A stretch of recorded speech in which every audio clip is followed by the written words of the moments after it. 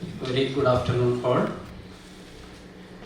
I'm highly privileged to be here in this International Conference on Hizmet Movement.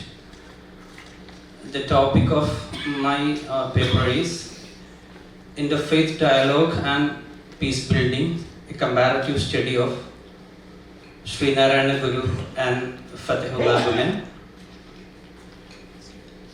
So,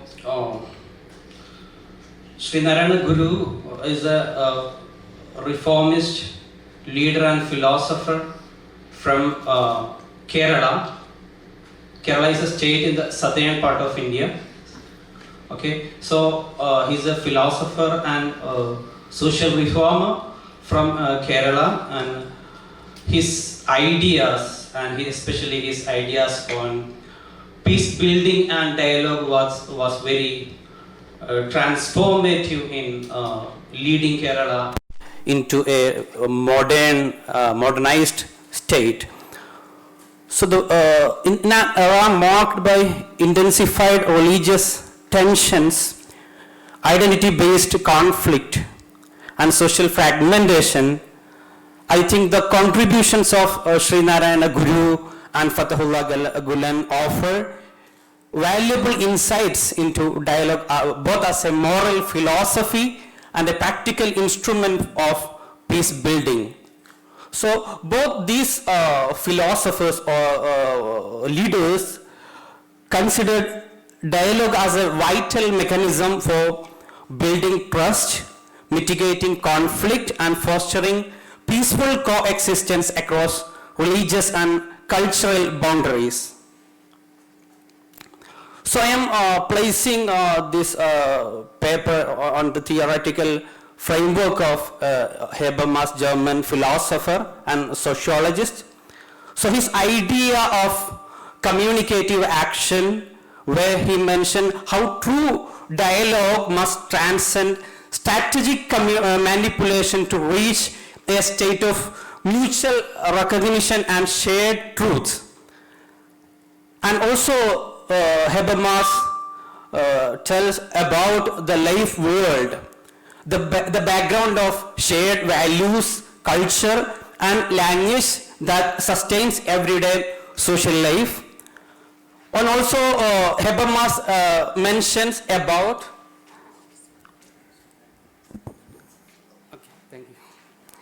the systematic threat.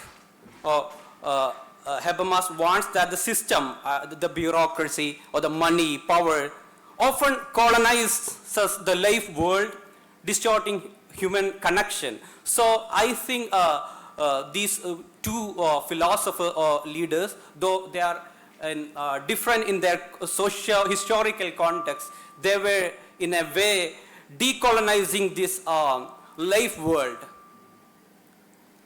So the rationale behind this comparison is the shared treatment of dialogue as a transformative social practice rather than a mere theological exercise. And despite their historical context, both of them consider dialogue as a way for the civilizational growth. And I'm using comparative, qualitative comparative methodology based on textual analysis and historical contextualization for this paper.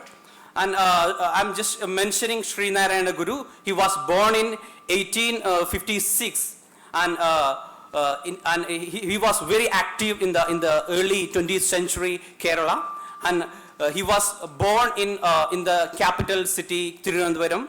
Okay, and he is widely considered as one of the philosopher, reformist leader who stood against the injustice in the caste-ridden society of Kerala for spiritual enlightenment and social equality. So that time the Kerala or the Indian context was it was full of caste society. The society was hierarchical with the caste and the caste discrimination. So Guru's approach to dialogue was Guru's philosophy.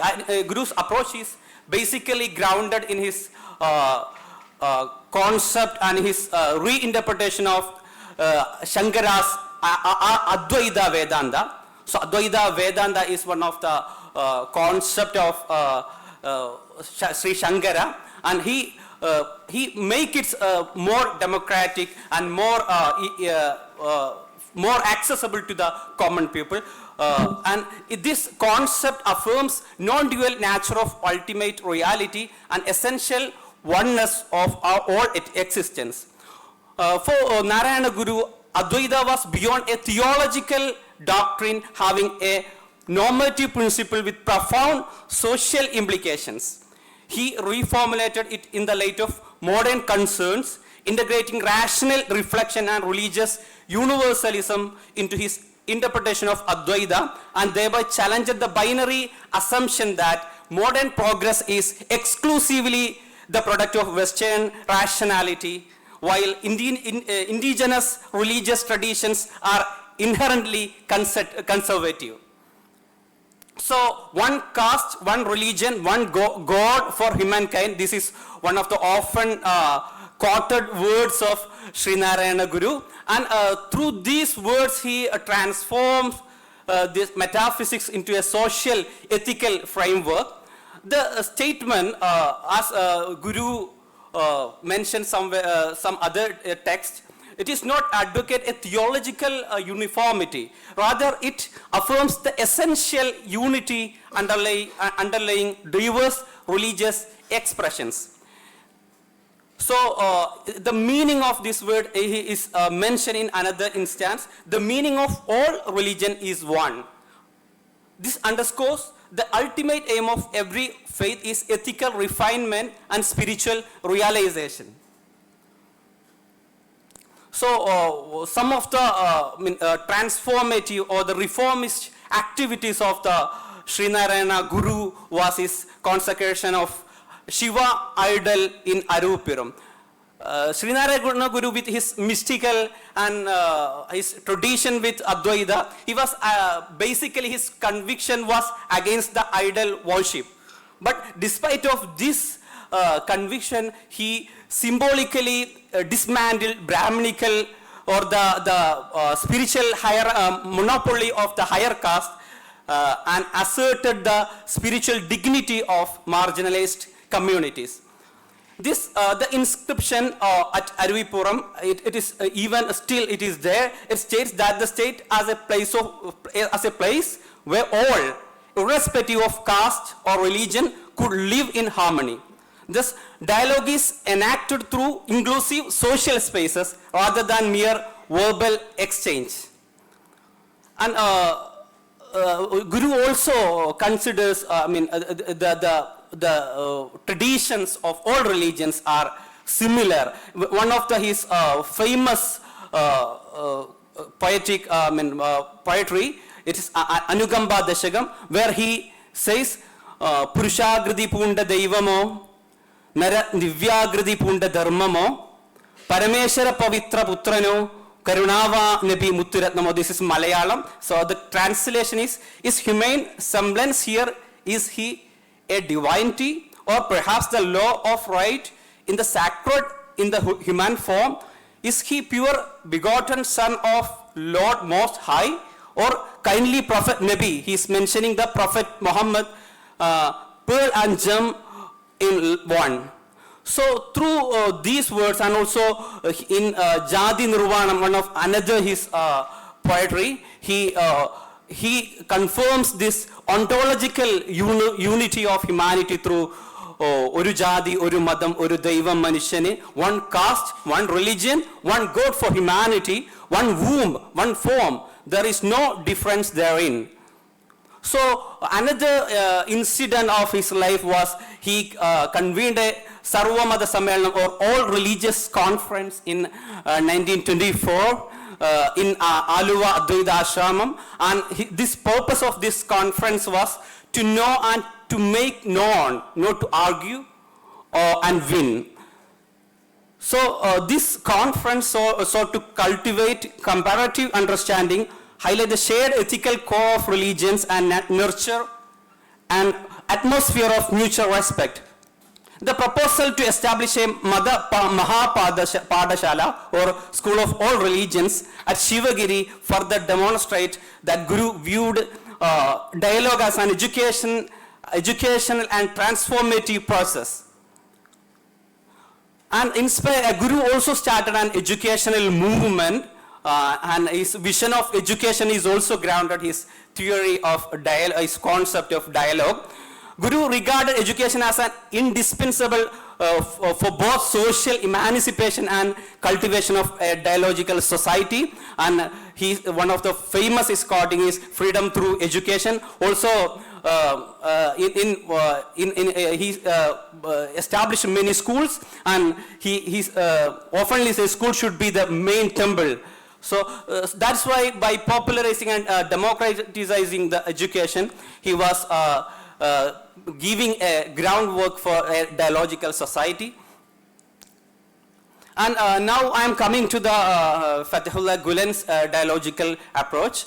So we already have discussed many things rooted in comprehensive theological and civilizational vision rather than from a narrow or strategic diplomatic communication.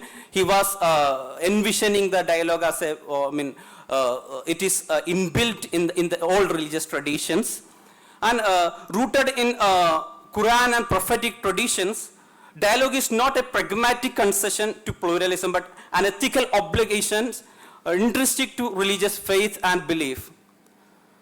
And Gülen also consider dialogue as moral and spiritual foundations for the diverse community, and among in diverse community or multicultural communities, dialogue is very essential, and it is everyone is ethically committed for dialogue rather than this doctrinal contestation, where Guru was saying that not argue or to win, but to know and to be known. Just like that, Gülen is considering dialogue as a beyond the doctrinal contestation and making it and placing it in an ethical commitment of the communities.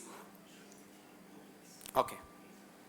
Okay. And also Gülen's approach to the dialogue and the religious universalism, he say that this the acknowledge openness and basic unity of religion, which is symphony of God's blessing and mercy. Okay, and Gülen also started this educational movement by establishing schools and Hizmet Movement, which conducts many activities for dialogue. And also Gülen was synthesizing of modern scientific education with spiritual aspects, as Narayana Guru was doing in Kerala.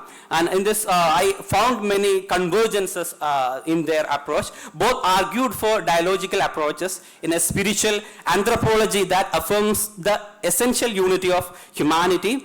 Guru's conviction from his reinterpretation of Advaita Vedanta, transforming metaphysical and non-duality into a social ethic of equality.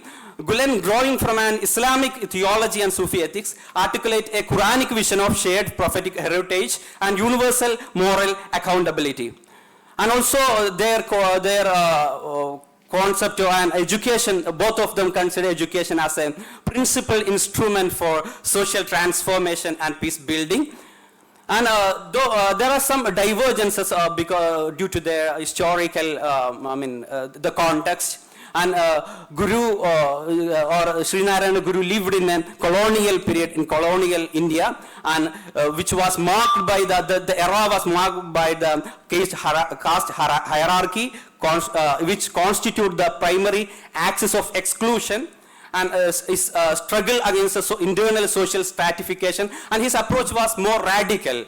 And Fethullah Gülen's context was late modern globalized context marked by the secular religious tensions, ideological polarization, and in transnational interconnectedness. Gülen was operating more in the post-Ottoman period, so that it was more in transnational, and that's why Gülen's initiative assumed more transnational dimension in this sense. So I'm just concluding, okay. Their approach is very relevant in the present context of social fragmentation, and their dialogue, the frameworks of dialogue is very essential for creating a harmonized, peaceful society. Thank you so much.